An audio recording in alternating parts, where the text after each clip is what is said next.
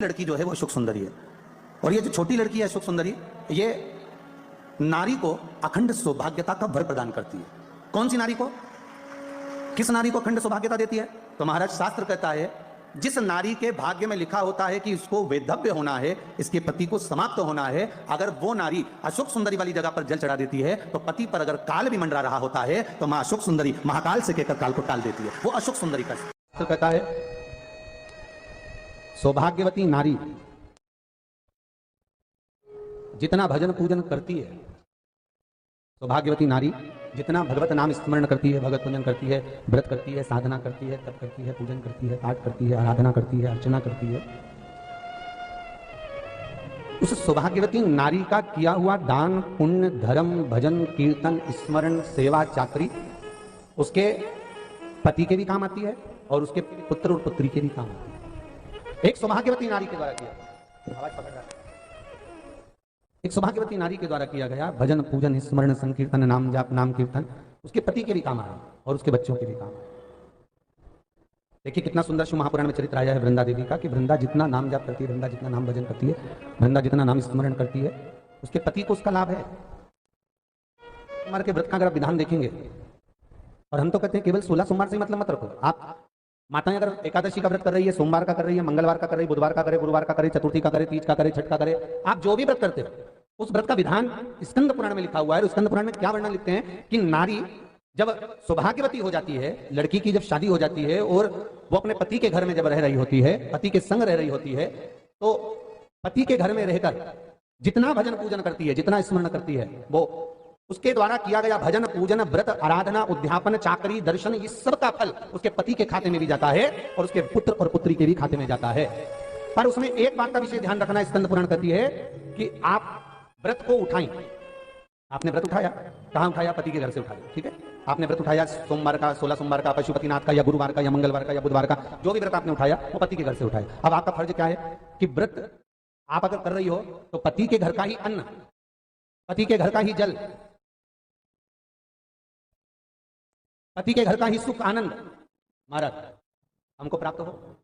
अगर व्रत करने के दिन मालूम पड़े आपके कोई तीज का व्रत, छठ का व्रत, चतुर्थी का कोई विशेष खास जो व्रत होता है, 16 सोमवार का व्रत, पशुपति व्रत, और आप अपने मायके चले गए और मायके का अन्न जल आपने ग्रहण किया, मायके का प्रसाद ले जाकर, मायके की थाली ले जाकर, मायके का पूजन का सामान ले जाकर आपने भगवान की आराधना करी, तो स्कंद पुराण कहती है वो स्वीकृत नहीं होता, क्योंकि विवाह होने के बाद गोत्र बदल जाता है। उस गोत्र का अन्न चाहिए, उस गोत्र का भाग चाहिए। लगने लगे कि हाँ बहुत कष्ट है, कर्जा भी बढ़ गया, तकलीफें भी बढ़ गई, बहुत दुख भी बढ़ रहा है, कहीं परिवार सही नहीं चल रहा है, तो प्रयास करते रहा करो। हफ्ते में एक बार एक चावल का दाना जल के पात्र में डाल लिया, एक काली मिर्च जल के पात्र में डाल ली, और उस जल को ले गए, थोड़ा सा चंदन का छींटा डाल दिया, ले जाकर शिव जी को समर्पित कर दिया। शंकर को जल चढ़ाने के लिए 5 स्थान हैं जहां शिव को जल चढ़ाया जाता है और शंकर उस जल को स्वीकार करते हैं, जिसको पंचगंगा कहा गया। 5 स्थान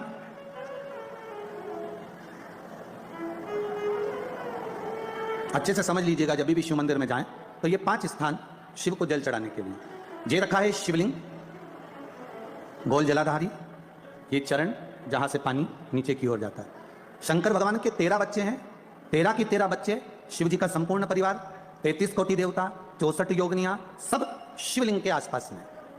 आप शंकर जी के मंदिर में जाकर ये कभी ना विचार करना कि पार्वती जी को ढूंढना पड़ेगा, या गणेश जी को ढूंढना पड़ेगा, या कार्तिकेय जी को ढूंढना पड़ेगा, या भैरव को ढूंढना पड़ेगा। हमें शंकर के मंदिर में जाकर किसी देवता को ढूंढने की जरूरत नहीं है। जहां शंकर भगवान का शिवलिंग रखा हुआ है वो माता जी का हस्तकमल है, माता पार्वती जी का स्थान है। जहां शिवलिंग रखा है वो शंकर भगवान है।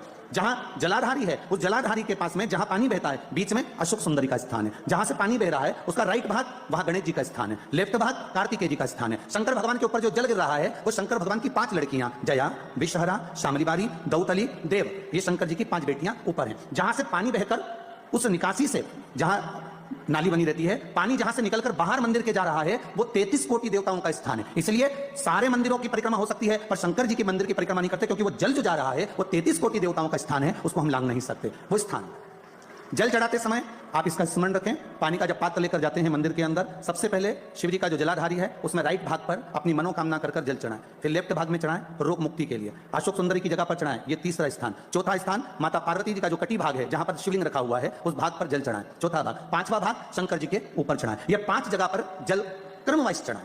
आप लोग जाते हो डायरेक्ट जाकर शंकर जी पे जल उंडेल कर आ जाते हो, सीधे गए और शिव जी पे जाकर आपने जल चढ़ा दिया। हमारे यहाँ शास्त्र कहता है जैसे अपन देवताओं की पूजन करते हैं तो पंडित जी सबसे पहले पूजन किसकी कराते हैं? जम के बोलो जरा। गणेश जी की। गणेश जी के बाद पूजन कराते कराते कराते कराते कराते कराते आगे के सारे देवता कराते कराते कराते कराते फिर मूल पूजन पर पहुंचते हैं। आप डायरेक्ट मूल पूजन पर पहुंच जाते हो। और सरल भाषा में समझ लो, जितनी सरल भाषा में समझोगे ना उतना अपने जीवन में उतर जाएगा। इस छत के ऊपर आपको चढ़ना है, निशानी रखी है, पाए लगे हुए हैं, आप कैसे चढ़ोगे?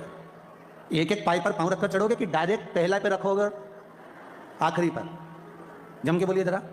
एक एक पाए पर पांव रखोगे ना कि धीरे धीरे हमको चढ़ना है। उसी तरह शिव मंदिर में पहुंचने के बाद पहला गणेश स्थान, कार्तिकेय स्थान।